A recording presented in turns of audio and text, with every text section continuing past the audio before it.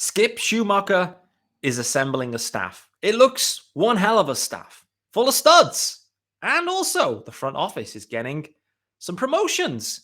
Also, the Arizona Diamondbacks and the Miami Marlins, they look to me to be a potential perfect trade partners this offseason. Pitching for outfield. We're going to dig into that, all of that, on today's Locked On Marlins.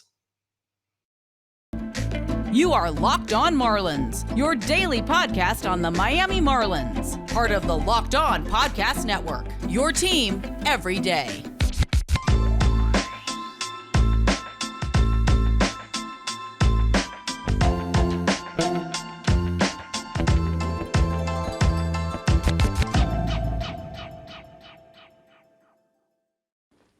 Greetings from England and welcome to Locked On Marlins. This is your daily Marlins podcast. I'm your host, Peter Pratt. Hit me up on Twitter at @MiamiMarlins_UK. Yes, it is a verified account. Yes, I have paid £7 to be verified. I don't care. You can't be verified anymore. Twitter Blue is gone. They've stopped it. So does that mean it's now officially official in terms of verification? I don't know. I don't care. Anyway. At @MiamiMarlins_UK. Thanks for making Locked On Marlins your first listen of the day. It's the Tuesday episode. Welcome. Hit subscribe if you are listening in the pods. Also, there's a YouTube channel. Head over there. Hit subscribe there also. You will see if you are watching. Shaun Barrett and myself are back. UK GOAT Shaun Barrett. How are we doing, brother? I'm doing well, Pete. As always, it's great to join you and talk some baseball. 100%. We've got a packed show, actually. As you've heard by the intro, there's a lot to get into. When Craig was on the show last week, I asked him, Craig, what's happening with Skip Schumaker's staff? When are we getting some names? When are we starting to piece this together? He said, Pete, by next week, it'll be pretty much filled out. Is anyone shocked that Craig was correct? Because I'm not. Nevertheless, starting to get some names through and filling some. There's still some roles to be filled, nevertheless. But there's some names that are appearing, and I think names that we can be excited about to a degree. In that we won't really know until we get into things. But nevertheless, we'll share what those names are and equally what the gaps that remain. We've also got a front office promotion. We're going to touch on that as well. And in the second half of the show, we're going to talk about the Marlins and Diamondbacks as potential perfect trade partners this offseason. So let's start with the hirings. Here's what we know, guys. We know Skip Schumaker is the manager. We also then know that there's a new bench coach, and it is a Colombian bench coach as well. I saw that news dropping. I believe he was supposed to be the World Baseball Classic manager of Team Colombia. I'm not sure how this impacts that. He may not be able to be doing that. I don't know. We'll wait and see. Let's assume that he won't be able to. But Luis Urrieta? Oh, man. These Marlins and their interview processes and their hires continue to flummox me. I'm going to go with Urrieta. Anyway, I know there's a few Colombian listeners and friends. Please message me. But here's the thing on that one, Shaun, just starting on the bench coach. It's good that they've got someone in and they've got that done, which I think is important, clearly. The other thing, too, obviously there was this talk about Skip Schumaker and was asked about this. Do you speak Spanish? No, I don't. I think it's important. Probably have a bench coach that is bilingual and will be able to resonate with and speak the language of, let's say, at least half of the roster. So for me, I think that made sense. Is there anything else you wanted to particularly pull out? Or equally, is there anything you want to add in terms of the pronunciation of this surname? Well, as soon as I currently use my man Shane to call a current Tampa Bay Ray, I think it might have to be my guy Louis at bench coach. Yeah.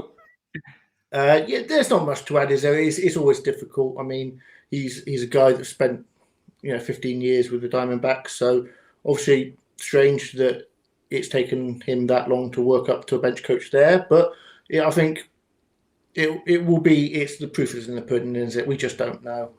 As you said, the fact that he will speak Spanish and be that second man in control in the dugout is absolutely vital. But he's not just there for that ability. He'll be there for many things. And yeah, it will take time. We're going to need to see at least half season to sort of get an understanding of who he is, how he runs, the lineup, and see how he develops them, because ultimately that's where the Marlins have struggled in the past couple of years, is that sense of we get guys coming up from the minors that have hit reasonably well and then come up and don't exactly light the world on fire. So it's tough, isn't it? You'd like to think that they brought in a trusted guy, and it's time will tell, isn't it? Ultimately, with all of these hires, in fact.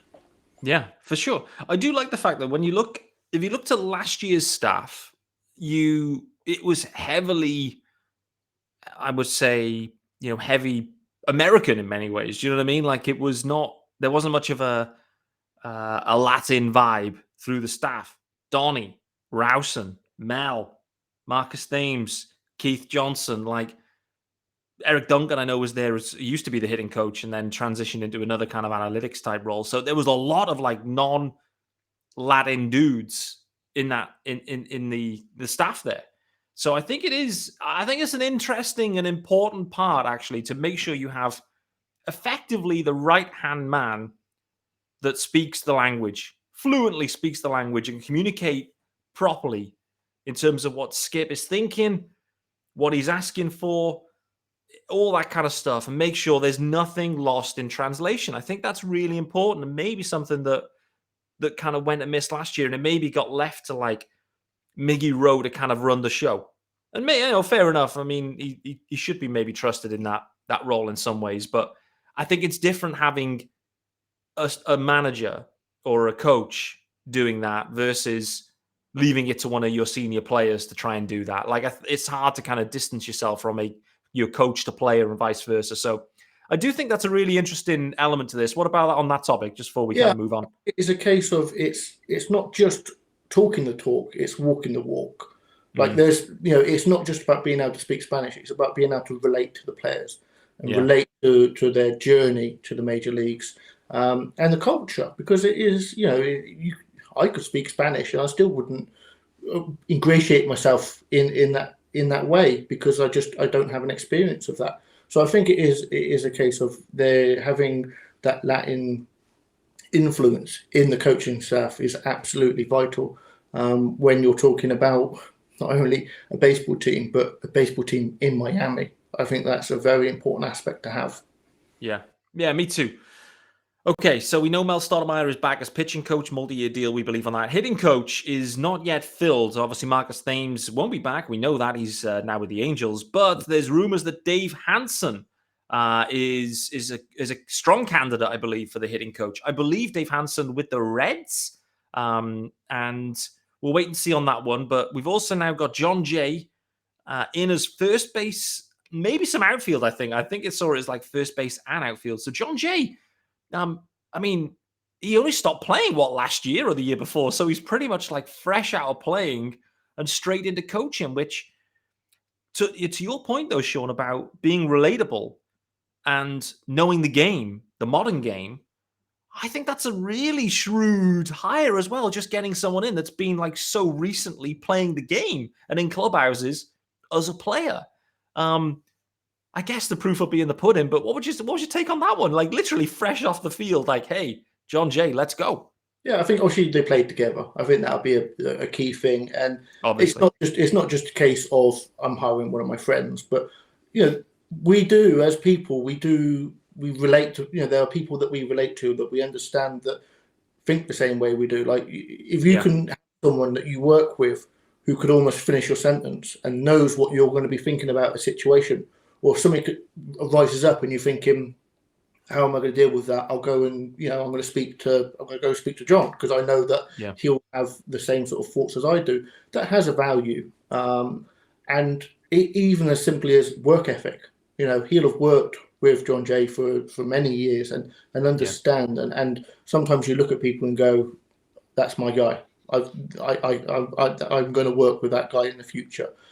So I think it is a case of Skip probably knew as he worked his way up that there were guys when he got an opportunity to hire that John Jay was probably top of that list for him. And rightfully so. You bring in your own guys, don't you, to a certain degree.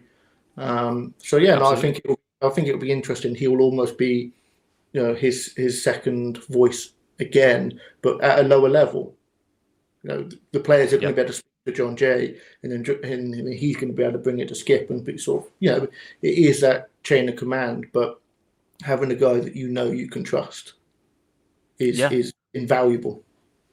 Yeah, you make some great points, to be honest with you. And that's the thing. The guys play together, they know each other, they know what drives them, motivates them, how they respond to certain situations, how they respond to adversity, all these kind of key things around being a baseball player and a coach. So I think you make some great points there, and I think feels like a nice fit. They've gone, bold with some of these, Skip Schumaker in many ways is a bold hire, and the staff is being filled out with some of that as well, which is interesting.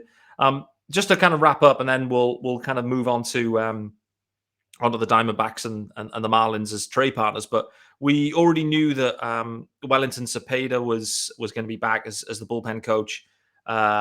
We also know that Eric Duncan won't be back. Quality control, that was the role he was playing. There, Eric Duncan used to be a hitting coach. Then I think I'd probably put as a demoted maybe to quality control or sideways move to whatever. But anyway, Rod Barajas is in for that role. And so we've also then got Jody Reed at third base coach as well. So we're starting to fill it out. Hitting coach, TBC, catching, assistant hitting coach, bullpen coordinator, and defensive coaches. All, some question marks there, but the staff is filling out. We like what we're seeing thus far, which is good. Any final notes on what you've seen there, Shaun, or are we happy to keep it rolling? I'll just quick note on Barajas, which I'm not going to be able to pronounce once this year. He ultimately will be working with the catchers as well. Proper solid major league career, and defensively, he hit okay, but he was a defensive catcher. So he'll know the ins and outs of the role. And hopefully, we know what Stallings was advertised as, and hopefully an off-season work with an elite defensive guy might help him. Great shout. Great shout. Yeah, that's a really good point. I mean, clearly, like Stallings, it wasn't like a complete off the cliff situation, but it definitely was a step back on a few things, other than the fact that him and Sandy, that hookup was absolutely sensational. So we can't take that away from him. But yeah, more broadly, it was a little bit disappointing with Stallings. So yeah, a new voice there, new approach, an elite defensive catcher being around. That's not a bad thing. Here's also what isn't a bad thing. It's our good friends over at BetOnline, of course, guys. These graphics, as always, are sensational. And betonline.net is your number one source for sports betting info, stats, news, and analysis. Get the latest odds trends for every professional and amateur league out there. You've got football, that's NFL, or American football to some, basketball, soccer, football to some as well, and esports. We've got it all at betonline.net. If you love sports podcasts, you can find those at BetOnline as well. They're always the fastest and easiest way to get your betting fix, and you can head to the website today, or you use your mobile device to learn more. BetOnline, where the game starts. All right then, Shaun, we need to talk about the Marlins and Diamondbacks. But before we do that, reminder, there was some big news that dropped on Monday, yesterday. Carolyn O'Connor has been promoted. I would describe it as president of baseball ops. And what does that mean? Here's what it means in some ways. You have Carolyn O'Connor plus Kim Ang, two female leaders of a major league baseball team, organization, American sports team. In some ways, that's probably the biggest story in many ways. I've heard so much great stuff about Carolyn O'Connor since she's been with the Marlins. She, what's her role? What does this mean? What does president of baseball ops mean? I think it's effectively the off-field stuff, sales and marketing, and all the off-field ventures that the Marlins are getting into at the moment. And that's an uphill task. Like, let's not beat around the bush. That is a tough uphill task. But collectively, her and Kim, I think that is one hell of a story and in some ways, one that we should be proud of as Marlins fans in many ways. So, Shaun, anything further you want to add there on that promotion? Yeah, just that you're bang on in the sense of it potentially is a harder role to sell and market the Marlins than it is to create a successful team No doubt. on the field. I think the fact that she was with the organization, and yeah, as you said, all the things you hear are positive to get that promotion. These are two people that are in their roles because of the work they've done for years in baseball and the success they've had in baseball. The fact that they're women and that they're at the top is fantastic, but they're there because they've earned that, not because it's some token trophy. These are two women who have worked in baseball for many years and had a lot of success. So the fact that we can hang our hat on that and say, look, the Marlins are a progressive organization, or whatever you want to say, to me, that's great. But the more important thing to me is that we've brought in two people that are there because of their success, and that's how I look at it anyway. Well summarized. Well summarized. If the Marlins are to be successful in the near term, here's what Kim needs to do, though, and that is to execute good quality trades. When we look at the way your team can get better quickly, there's pretty much two avenues: free agency and trades. Free agency, we know we are not spending the dough, unfortunately, is I mean, that's not confirmed. I've not heard Bruce Sherman say that specifically, but I think he has said that in the language and the stuff we've heard. So from Kim's perspective, it's going to be all hands on deck for some trade activity. In the midterm, clearly it's about drafting and developing, etc. But for now, with this sandy window and the window open, with this core, because this core actually is right at the end of its cycle as well. Some would say that it should be fully discarded this offseason, but I don't think it all will be. But we look into it now, Shaun. For me, here's a way of doing this for the Diamondbacks, right? Let me just read you out the projected rotation right now on roster resource. Zach Gallen, no problem there, absolute stud. Merrill Kelly, no problem there either, nice. Madison Bumgarner, okay, starting to tail off now. Ryan Nelson, Dre Jameson.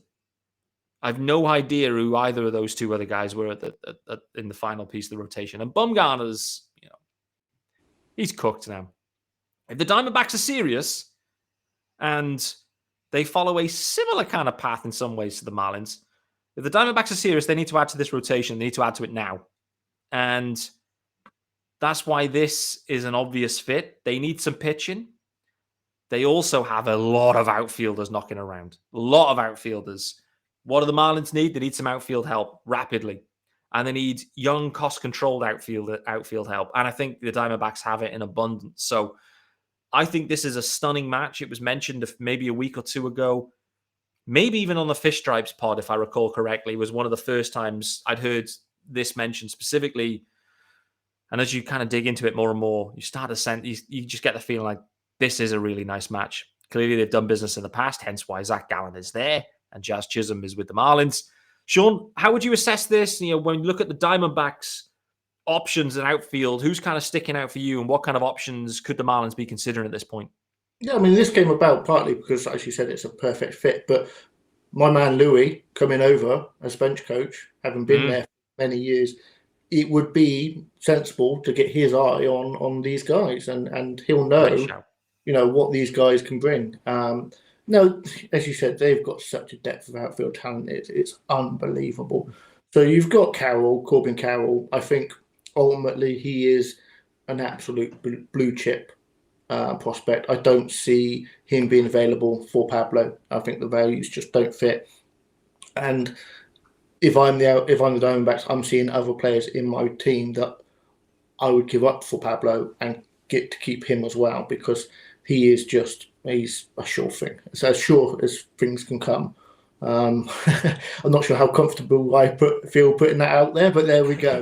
I've come to that opinion now. So in my eyes, you're looking at either Jake McCarthy or Alek Thomas for the Marlins. I think both are there or thereabouts, sort of similar values, depending on how you want to look at things.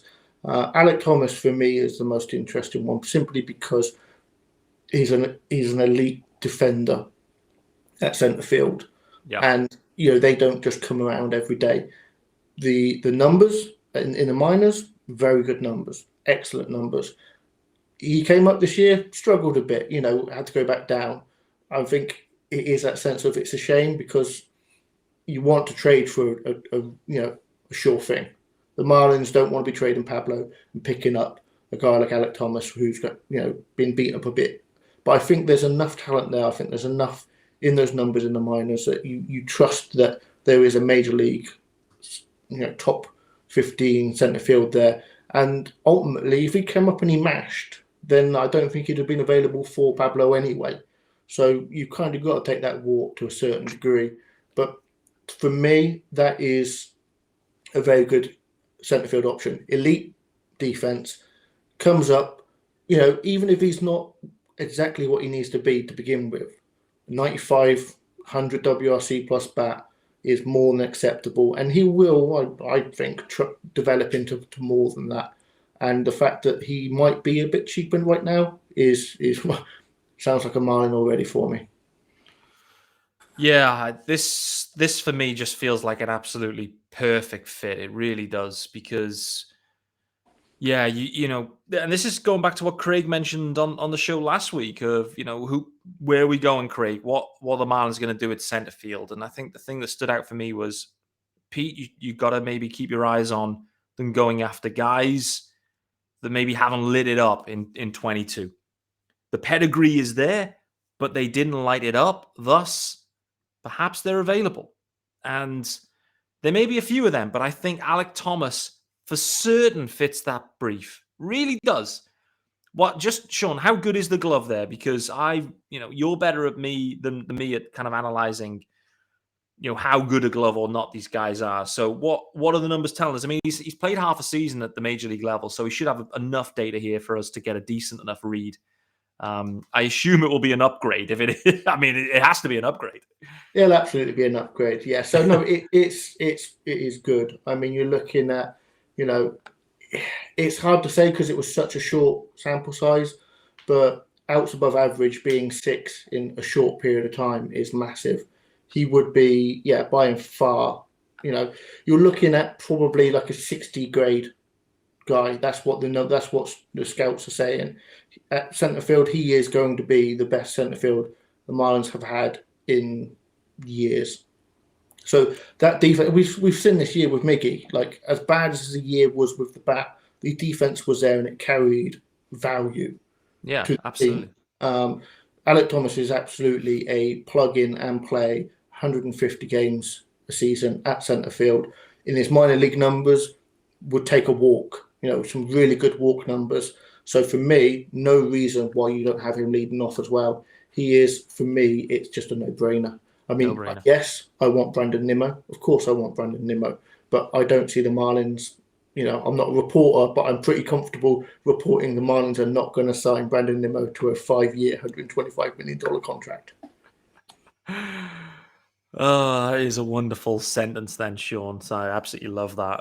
That's a tip of the cap to last week's shenanigans. But nevertheless, I'm with you on that. I think the Nimmo one would be exotic for the Marlins if they were indeed to go down that path. But this to me is Brandon Nimmo in many ways for $750,000 a year or whatever it may be.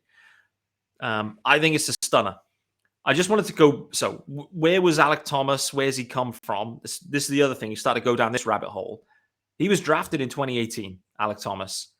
He's absolutely blitzed it up through the minors. He's been a minor league stud. And yes, okay, it's not been amazing for him in his first year.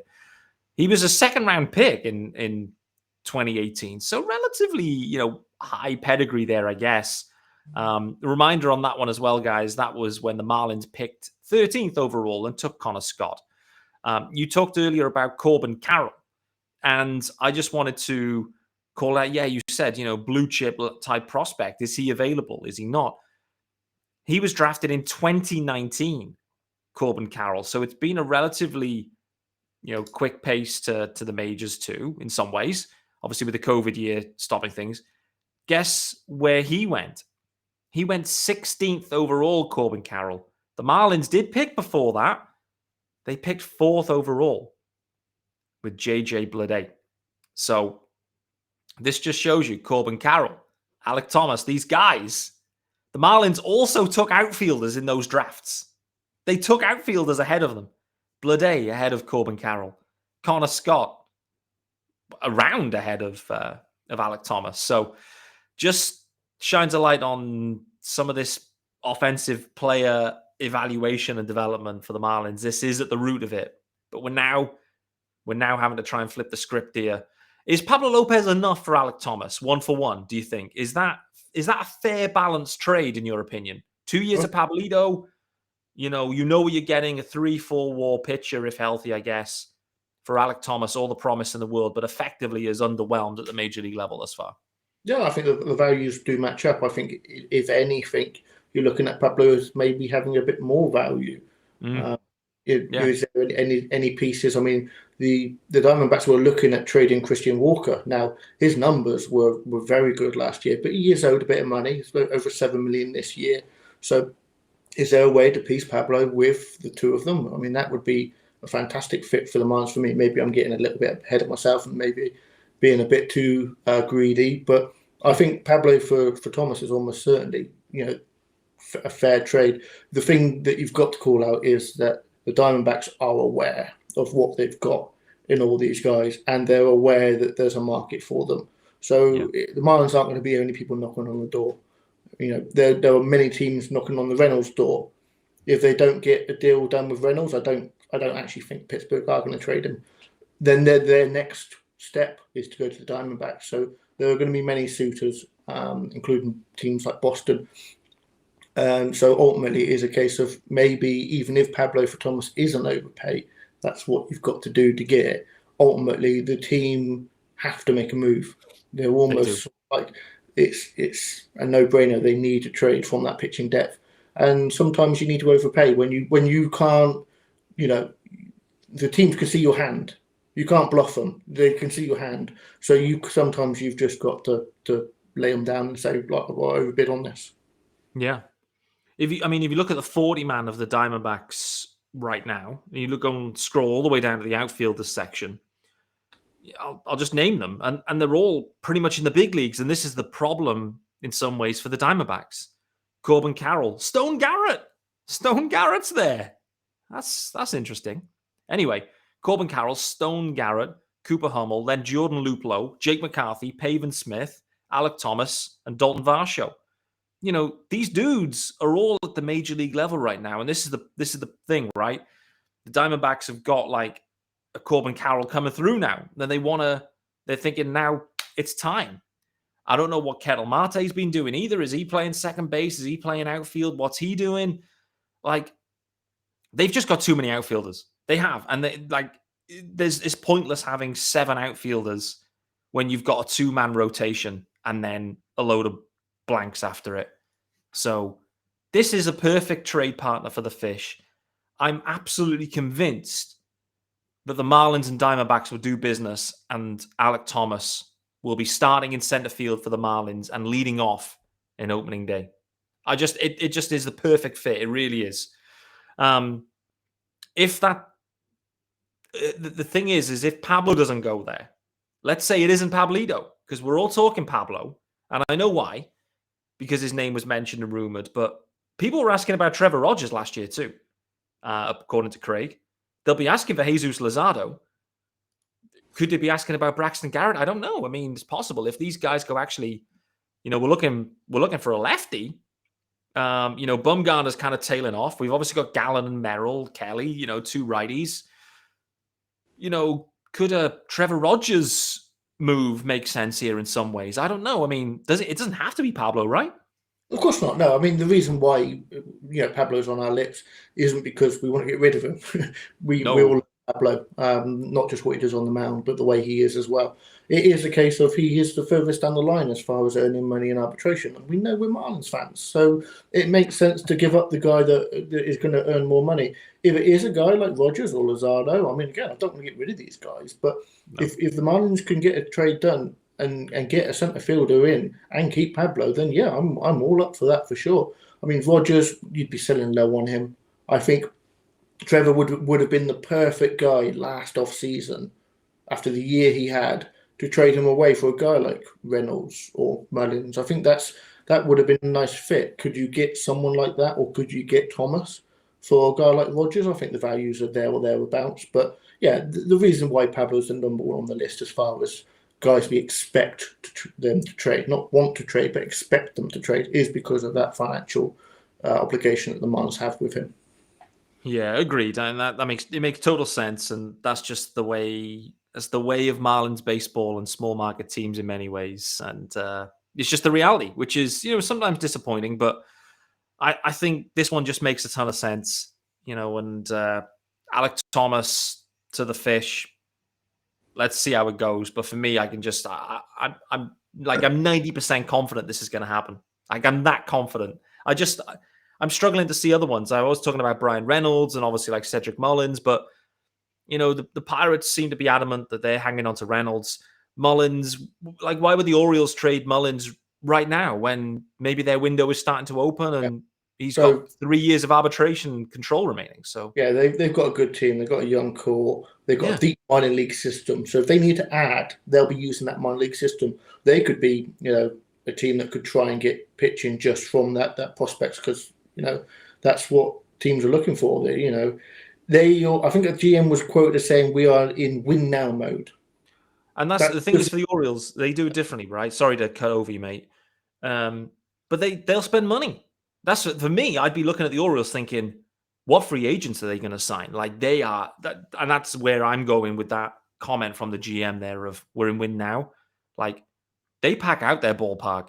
They have the dough to spend, I think, probably. Without looking at their finances, I have no idea what their spend is right now. But they said they were going to spend more money, but compared to, they had a low figure this year. Okay. But yeah, no, for that reason only, when I hear win now mode, trading Mullins, it doesn't fit that MO. Doesn't make sense. Doesn't make sense. And the Marlins aren't going to pay Nimmo 120 to 150 million. Likely the Mets probably overpay and get him back, probably, because I think, if he suits being a Met, to be honest with you. And I think it'd look weird if he was on another team. So anyway, we're way out of time. Way over time. I said 20 minutes. We've done 32. Nevertheless, it was absolutely worth it. We've covered all of the coaching staff hires. We've talked about a front office promotion.